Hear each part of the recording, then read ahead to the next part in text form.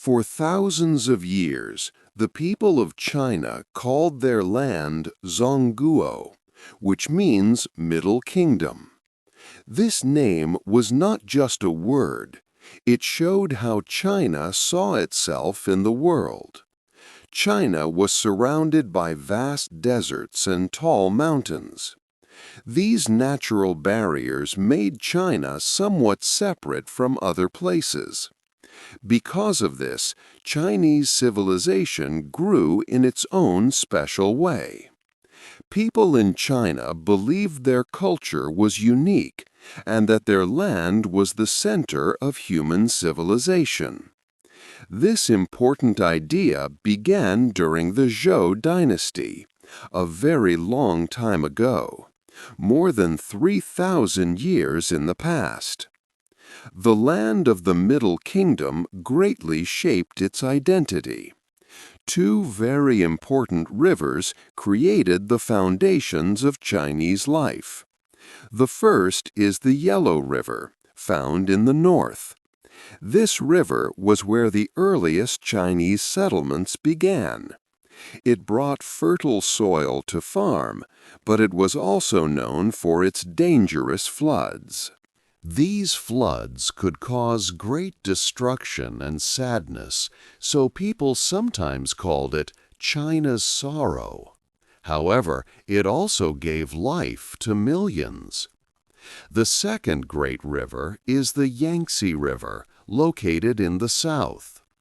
This river helped people grow rice, fish, and trade by boat. Its large delta region was very productive for farming. These two rivers did more than just provide food. They created different cultures and ways of life in northern and southern China that continued for many centuries. A very important idea for understanding Chinese history is the mandate of heaven. This was a political belief that began during the Zhou dynasty and influenced every ruling family, dynasty, that came after. The mandate of heaven said that the right to rule the country was given by heaven to a good and capable leader.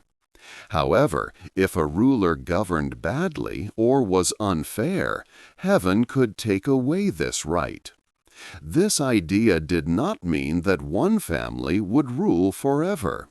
Instead, it created a repeating pattern in history, which scholars call the dynastic cycle.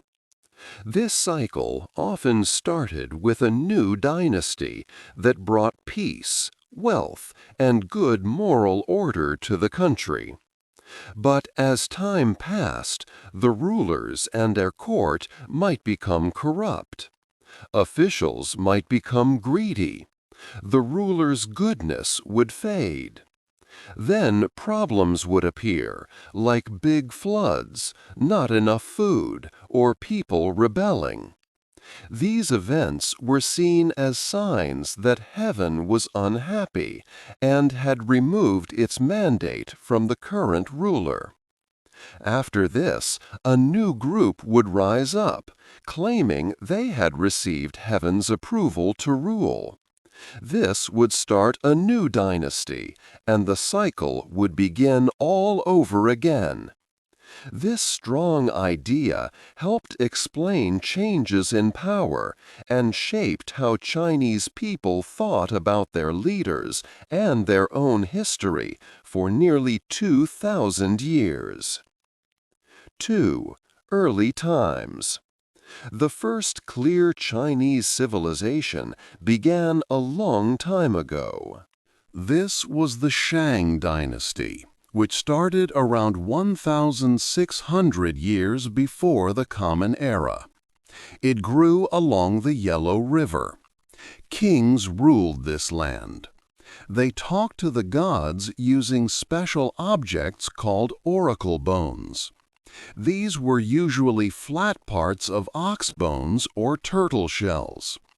Priests carved symbols onto them, then heated them. The cracks that appeared told them about the future. These oracle bones are very important because they are the earliest written records from China.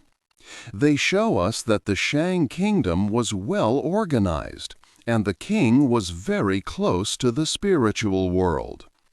People believed in a main god named Di. They thought that the king's rule was a holy job, and good harvests or successful wars depended on talking to the spirits correctly. After many years, another group, the Zhou dynasty, took power from the Shang. They ruled for a very long time, starting around 1046 years before the Common Era.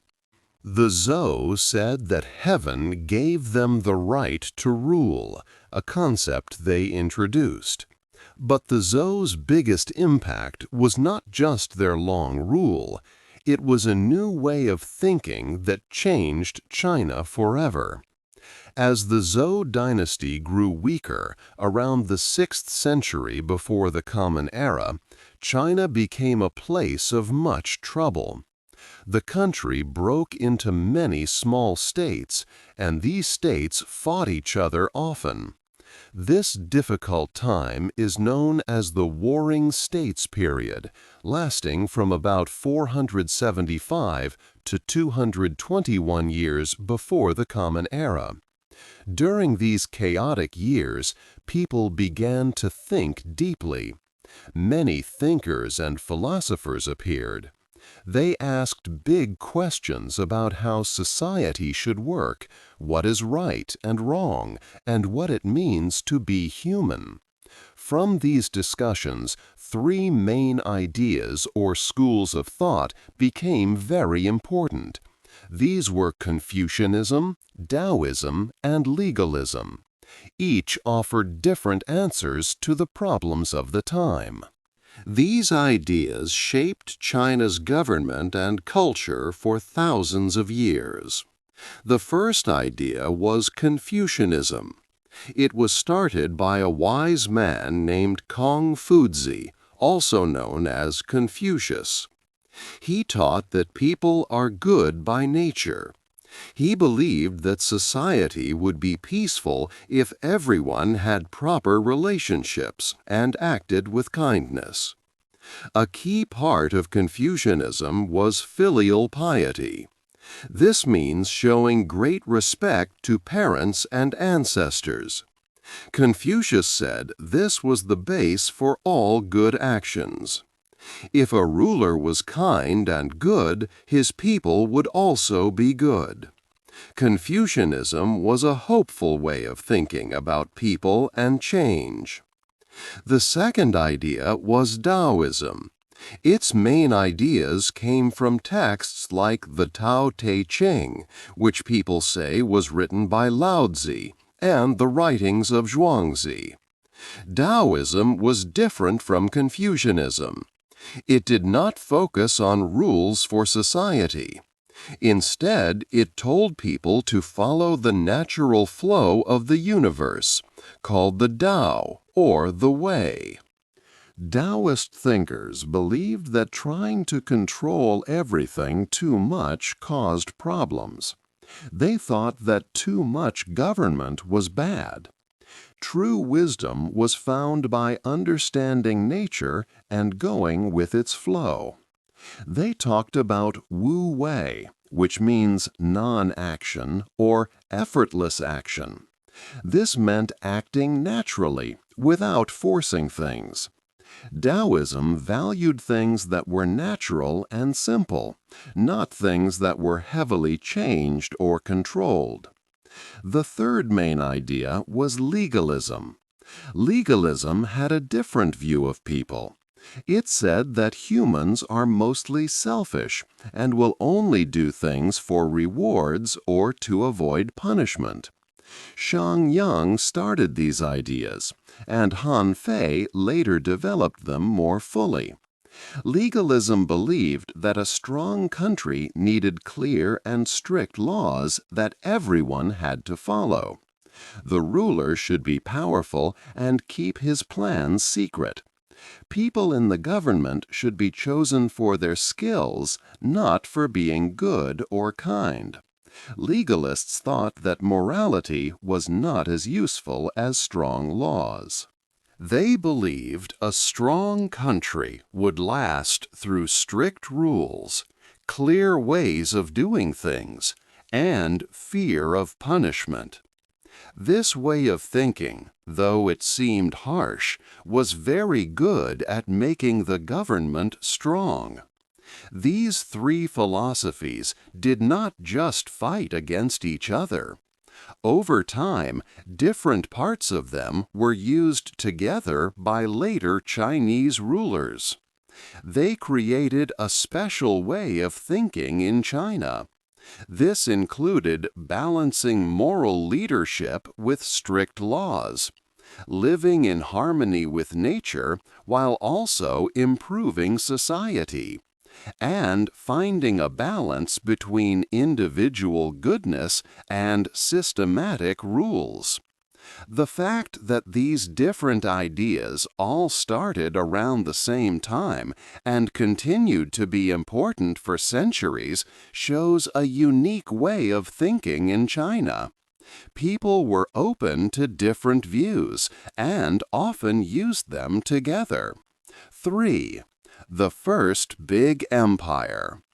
The Warring States period, a time of great fighting, finally ended in 221 BCE. A powerful leader named Qin Shi Huang brought all the separate states together. He became the first emperor of a united China.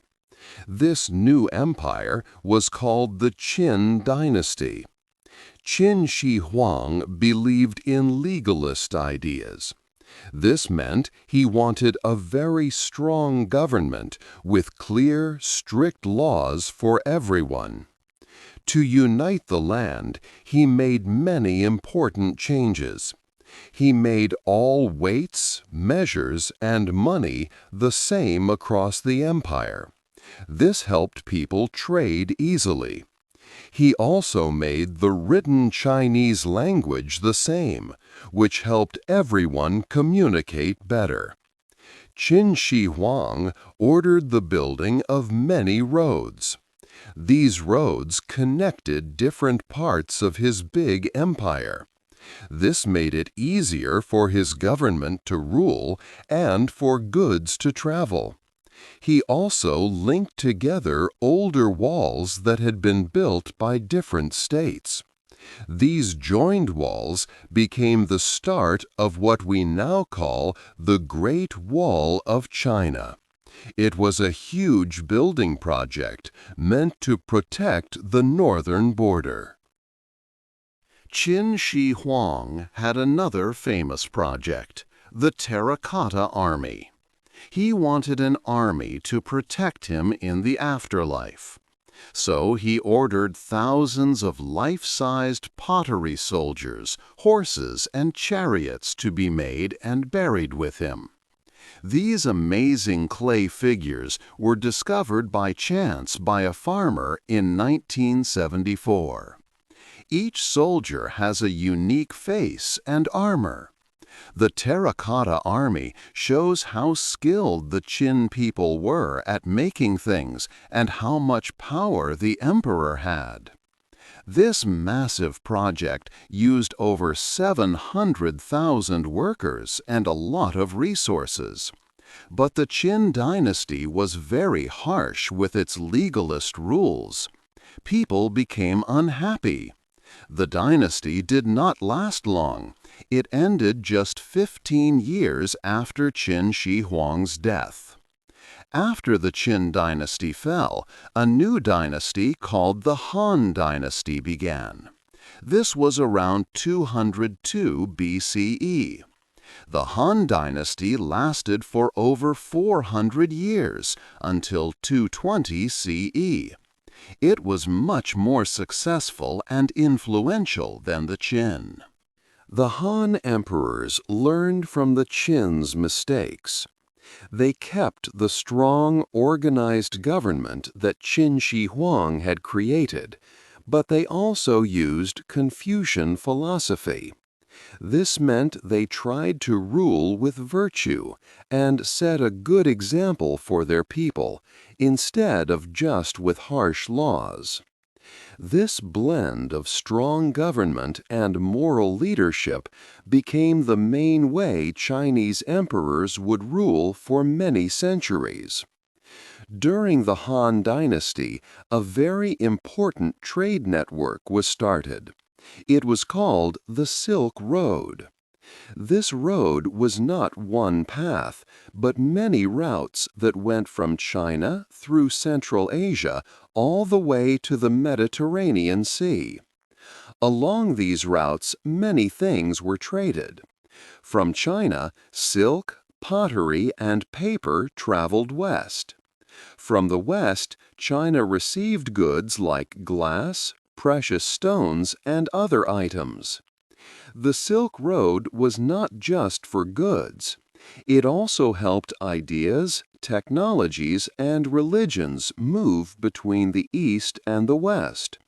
For example, Buddhism came to China through the Silk Road. This network helped connect China with many other parts of the world, showing that China was not isolated, but actively traded and exchanged culture with other civilizations. The Silk Road helped spread Chinese inventions and brought new ideas into China, shaping its culture and development for a long time. 4. The Golden Years. The Tang dynasty ruled China from 618 to 906 CE. Many people call this time China's Golden Age. It was a period of great culture and art. The capital city was Chang'an, which is modern-day Xi'an. Chang'an was the biggest and most modern city in the world back then. More than 1 million people lived there. People came from many places, like Central Asia, Persia, and India. The city was open to different cultures. Emperors sometimes wore clothes from Turkey, and rich people used hairstyles from Persia. You could hear many languages and different kinds of music in the streets. During the Tang dynasty, poetry was very important. It was the best time for Chinese poetry in history. Many scholars had to know poetry for their government jobs. Two very famous poets were Li Bai and Du Fu. They wrote about the beauty of the empire, but also about sadness, good times with wine, and the pain of war. Their poems influenced Chinese writing for hundreds of years. People also made beautiful paintings, special writing called calligraphy, and sculptures. Buddhism also grew strong, with amazing temples and cave art made at this time. After the Tang dynasty, there was a short time of change, and then came the Song dynasty, from 960 to 1279 CE. The Song period continued many cultural achievements. It was a time of great new ideas in science and technology. While the Tang dynasty looked outward, the Song dynasty looked more inward. This focus helped them create many new things. The Song dynasty improved 4 inventions that later changed the world. First was gunpowder. It was first used for fireworks in the 9th century, but during the Song it became a military tool. Soldiers used gunpowder in grenades, cannons, and flamethrowers. This changed how wars were fought. Second was movable type printing. A man named Bi Sheng invented it around 1040 CE. Before, people carved whole pages into wooden blocks. With movable type, they used small individual pieces of type that could be moved and reused. This made printing much faster and easier. It helped spread knowledge widely. Many books, religious texts, calendars, and guides for farming were printed. Third was the compass. It had been used before, but in the Song dynasty, it became a very good tool for finding direction.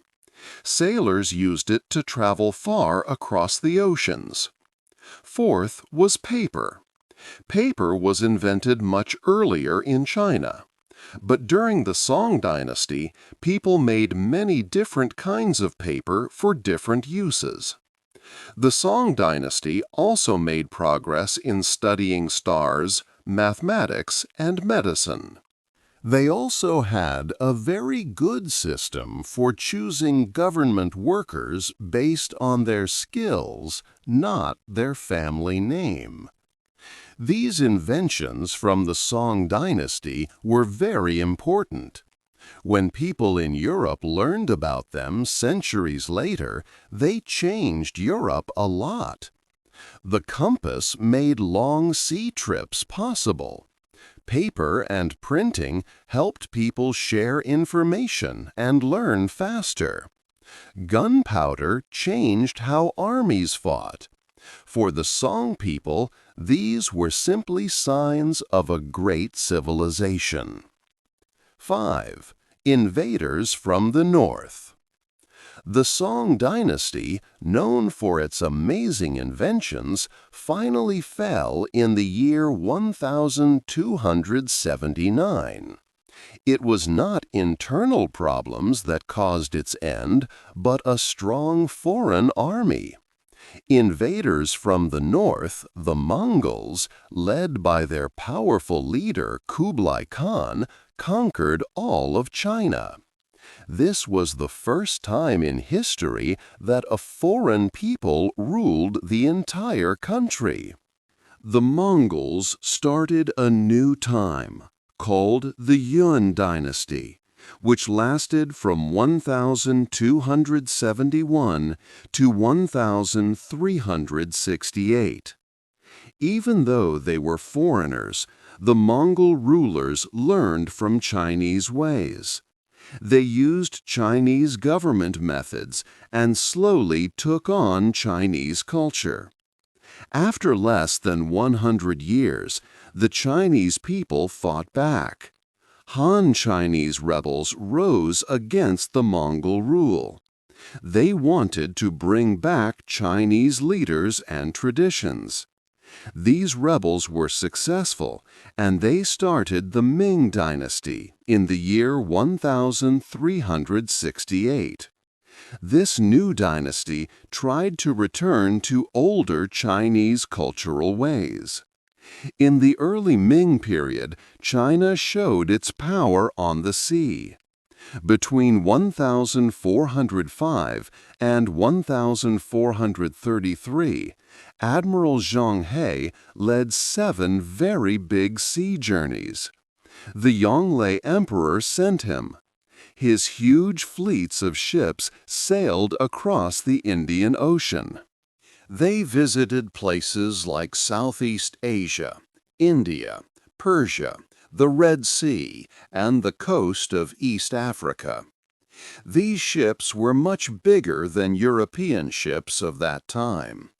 They carried thousands of sailors, along with gifts and trade goods. These voyages showed China's great power and its skill in sailing. They happened almost a century before famous European explorers began their ocean trips. However, these great voyages stopped suddenly after Zheng He died. The Ming court made a big decision. They thought these expensive trips were a waste of money, and that officials should focus on ruling the land. They were also worried about pirates and protecting China's northern border from the Mongols. So, from 1434, the Ming government started a policy called the Great Closing. They ordered all big ocean-going ships to be destroyed. They banned official sea voyages and made foreign trade very difficult. China turned inward, choosing to be separate from the rest of the world. This decision was a big change in history. Later, when European explorers came to Asia, they found no powerful Chinese navy. China had lost its chance to control trade on the seas.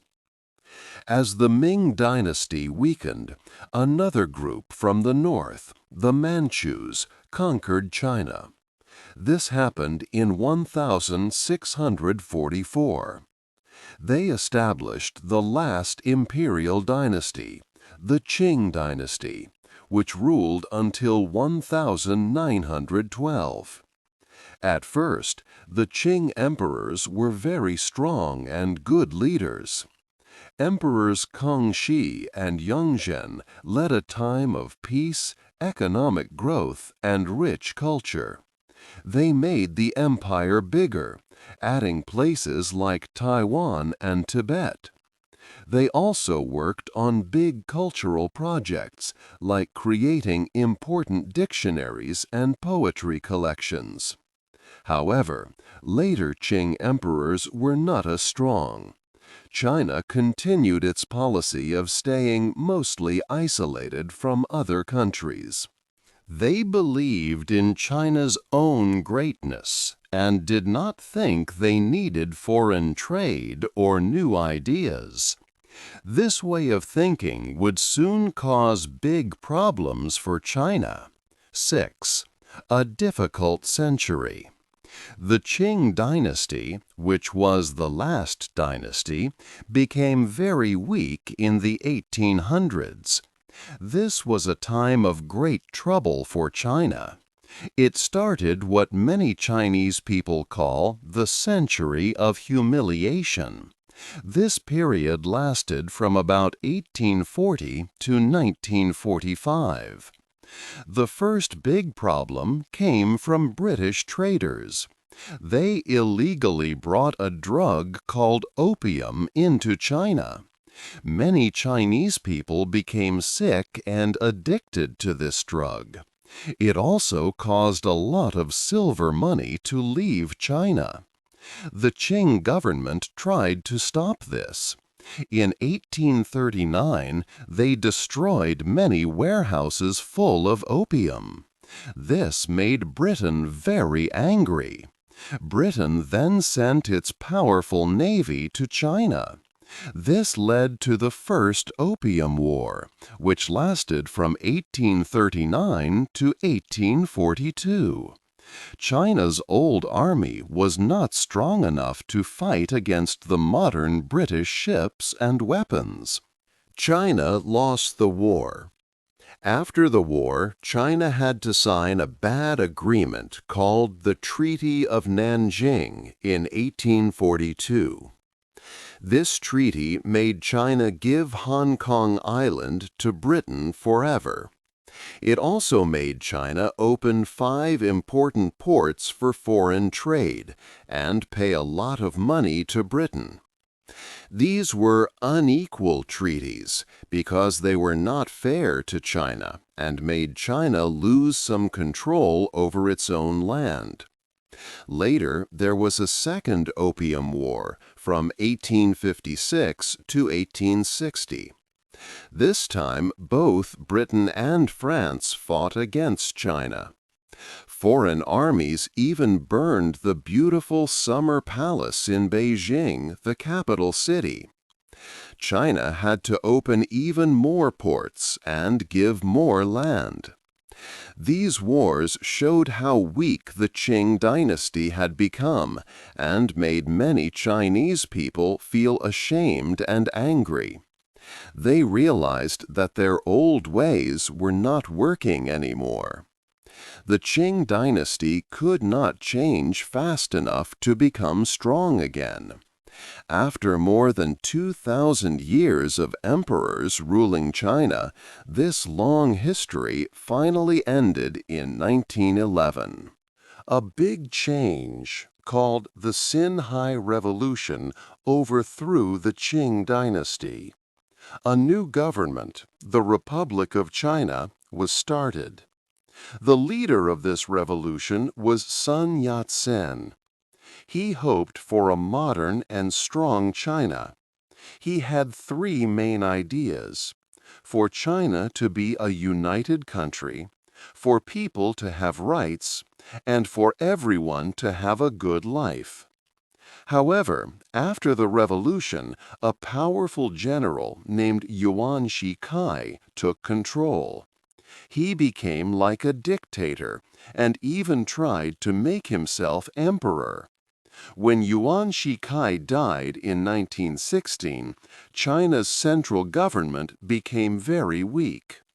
This started a chaotic time known as the Warlord Era, from 1916 to 1928.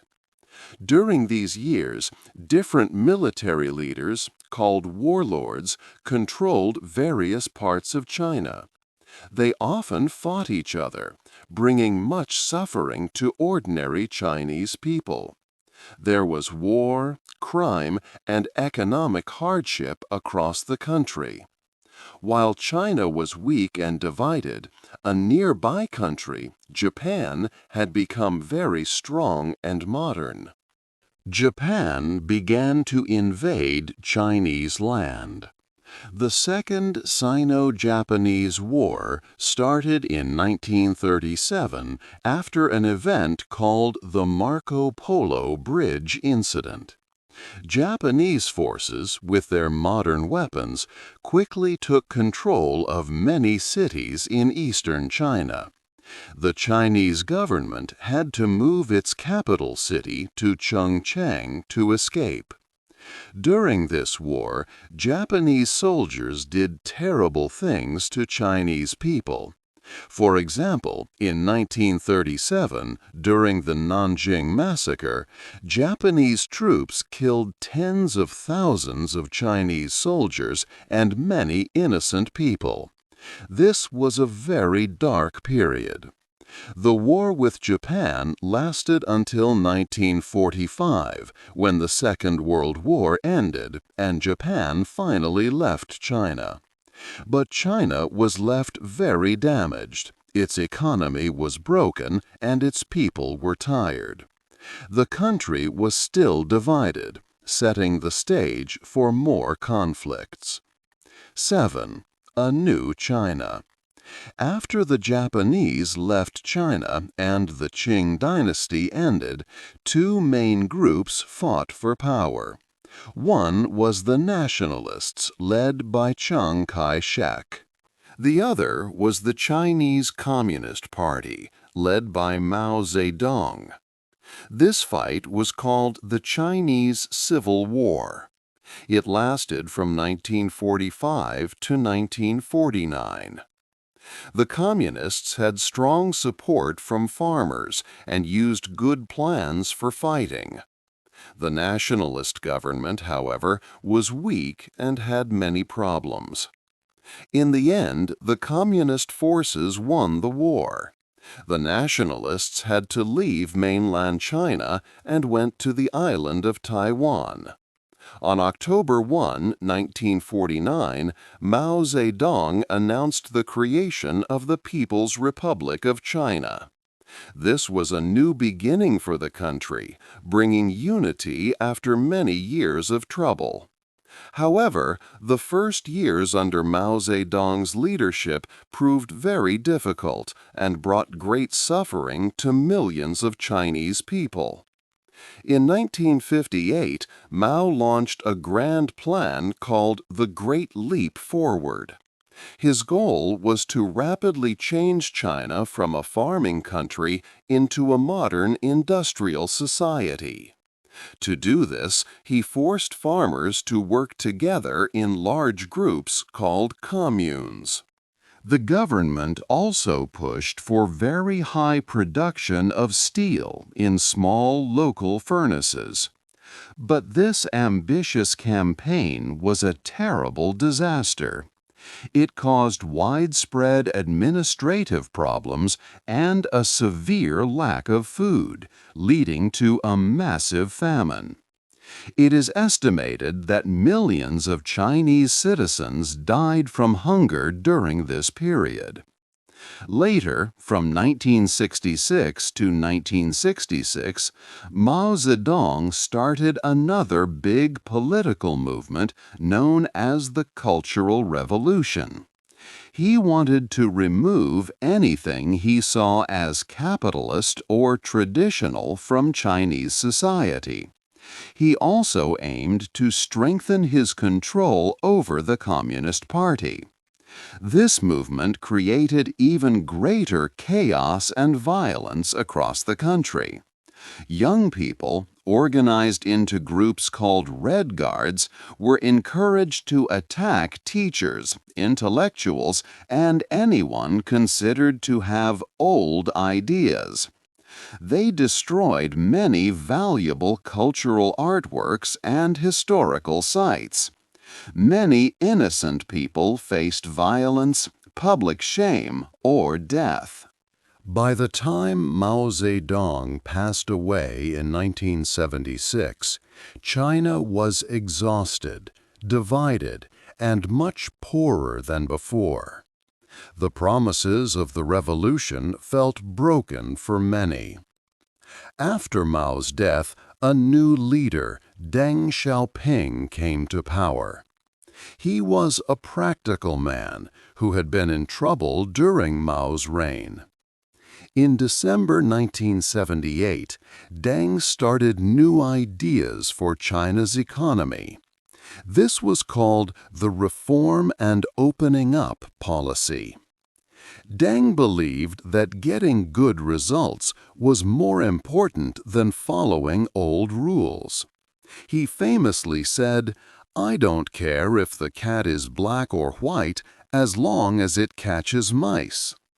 This meant he focused on whatever policies helped China grow economically. The reforms took shape gradually, but with revolutionary implications.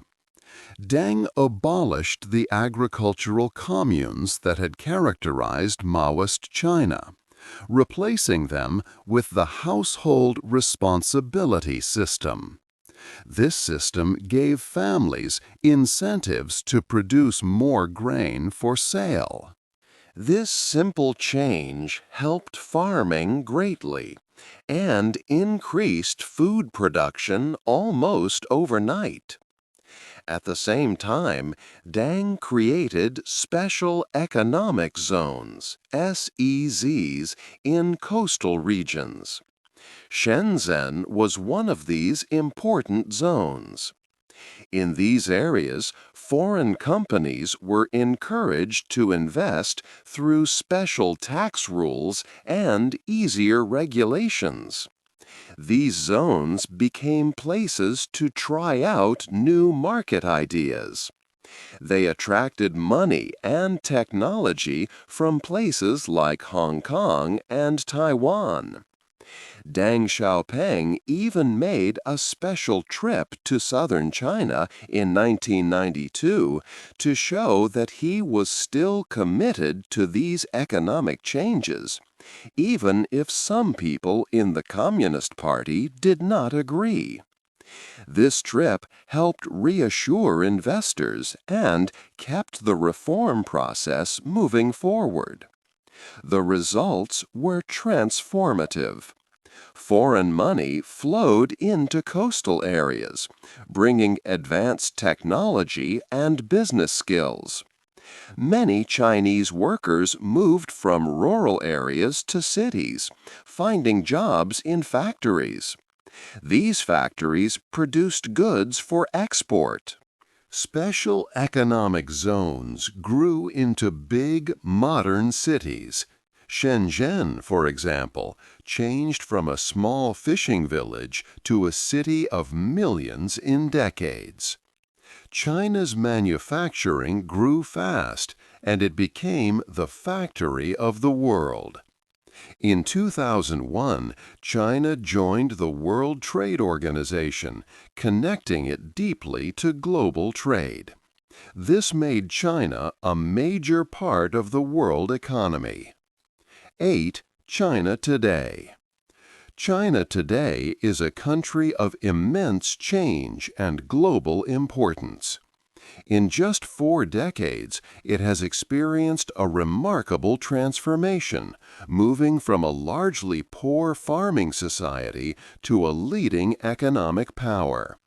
Today, it stands as the world's second largest economy, and some calculations suggest it is already the largest in terms of what goods and services money can buy.